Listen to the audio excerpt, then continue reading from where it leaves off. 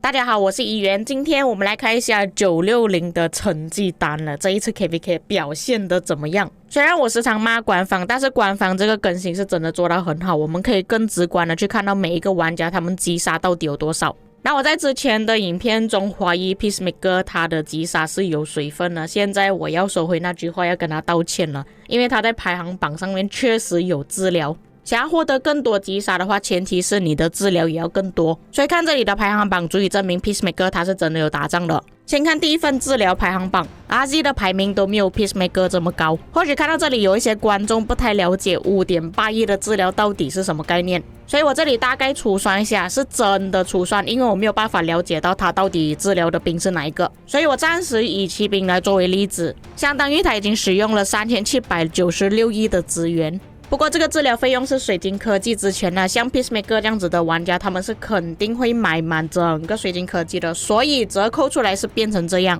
那老实说，就算是折扣了，这里要消耗2277亿的资源，我也是有点消耗不起。那可能有些观众会怀疑，Peacemaker 他真的有这个能力可以消耗这么多资源吗？那在打仗期间，我也去侦查了城市，他的城市里面拥有的资源有这么多，所以跟各位认真的说一句，他是真的有这个能力去消耗2000亿资源的。你们看到大佬跟小玩家的差别了吗？而且各位，我们还没有计算他的书包里面到底有多少资源呢。这个可能要跟他本人拿账号来分享才知道。看了个人治疗之后，我们看联盟，这里960的治疗是最多的，这个也算是正常的，打得多也等于说治疗会比较多。虽然看到这里万密治疗比较少，但是可以看到下面还有 PLA， 所以我们要直接看王国的。那么因为官方他们没有把王国写上去，所以这个是我自己搭上去的。第一名治疗比较多的就是960，但是严格来讲1034其实治疗也不少，而且你们要想到960治疗会多是因为有很多个王国去打他们，1034治疗多是因为960一直追着他们来打，尤其在黄庭的时候960是一打3个王国，所以治疗比较多是很正常的。接着击杀排行榜第一名就是 Peacemaker， 之前有提过，他这个击杀数提升是真的太夸张了。而且各位你们要知道，这个击杀数只是计算你击杀了多少个部队而已，而不是击杀积分。我也非常好心的帮你们转换去击杀积分了。那这一次 Peacemaker 他一个人就已经击杀了144亿。接下来下面有3位是来自1960，包括 Mr. Go、Avix、Leber。这3位的击杀数都是差不多的，都是在100亿左右。1671那边也是有战神了，这边115亿的击杀。根据王国来做计算，960击杀是最多的，然后是1671，因为这2个王国在关卡5的时候都是1打2的关系，所以击杀会比较高。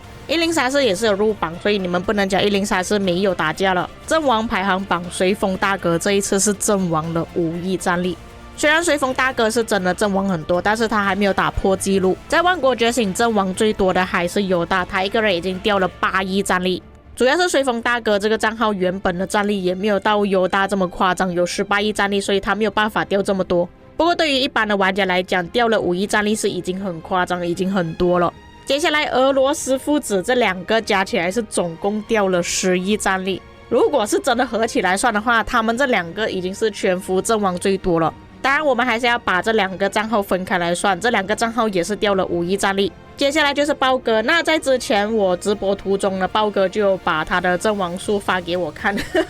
那你们可以看到他的阵亡是真的如假包换，是真的死了这么多兵，并且这一次打仗时常会听到的一句话就是我的骑兵没了，我的工兵没了，就是因为这些大佬他们一直不断的去围要塞。毕竟你们也知道，这一次1034他们建的要塞是真的非常多，假设我们只是开集结不用围殴的话，是根本打不到现在的程度的，有很大可能我们连关卡都拿不下，所以是真的多得这些大佬的功劳。如果不是他们去围的话，我们很大可能连中间的线都没有办法翻墙出去。各位有所不知，其实我们在 DC 打到黄庭的时候，都是要每一个玩家都派一队去围旗帜了。也因为这些大佬们他们掉的战力实在是太多了，可能剩下的兵都不够去打野仗，所以我们每一个玩家都必须要分担一点，所以才可以看到960这一次的阵亡是真的很多，不是开玩笑的。但是你们怎么会知道第一名居然不是960，960变成可怜的老二了？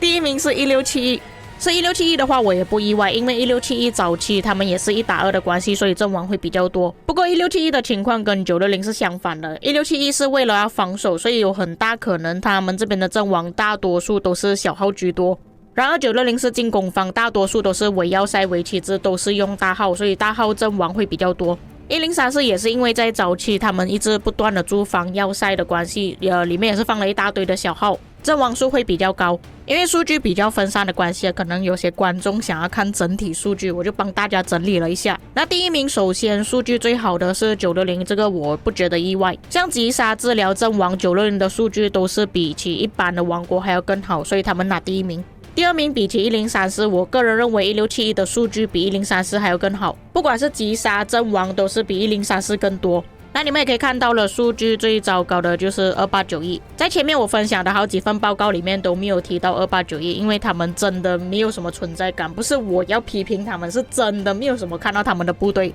并且你们要知道2268的数据在开场的时候也是不好的，但是他们至少都可以打到第6名，不管是击杀还是治疗都是比2891更多。2891开战的时间也是在关卡5，也是2打1，但是他们出来的数据还不如最后出来的1606来的高。其实我个人觉得2891他们不应该在先锋王国，他们要想办法去降低自己王国的战力，毕竟以他们现在的数据来看，如果是持续在先锋王国打架的话，恐怕会对他们王国不利。他们这个数据卡在 BC 主王国其实是比较好的。在我们看了各王国的数据之后，我们来看一下960跟1034队伍分别拿了多少的积分。那其实差不多是接近的，只是你们可以看到很夸张的960一个王国的击杀呢是可以顶到对方2个王国了960的击杀数就等于1034加上1875了。也因为如此，960阵营的击杀反而是比1034 5个阵营还要更多，1034的阵亡跟治疗反而比较多。不过我们考虑到王国数量的话，其实1960队伍那边表现是比1034更好。最后是玩家个人的数据，那我这个排行榜呢是根据击杀来排行的。其实严格来讲，狗哥的数据是比较好看一点的，因为考虑到 Peacemaker 他的击杀跟治疗换算下来，其实赚的比例没有比狗哥更多。不过我还是考虑到 Peacemaker 他所在的王国2268是劣势方，所以我还是把他排在第一名了。那你们可以看到这个列表，让我觉得比较惊讶的就是 RZ。其实严格来讲 RZ 这里的击杀算是1比1吧，也就等于说其实 RZ 有很多时候击杀是没有赚多少，都是1比1的。那我这里个人认为是因为 RZ 他时常一个人独自行动的关系，他时常去人家的队伍里面打人，也导致常有很多人打他一个的出来的报告就是1比1而已，就是没有赚多少。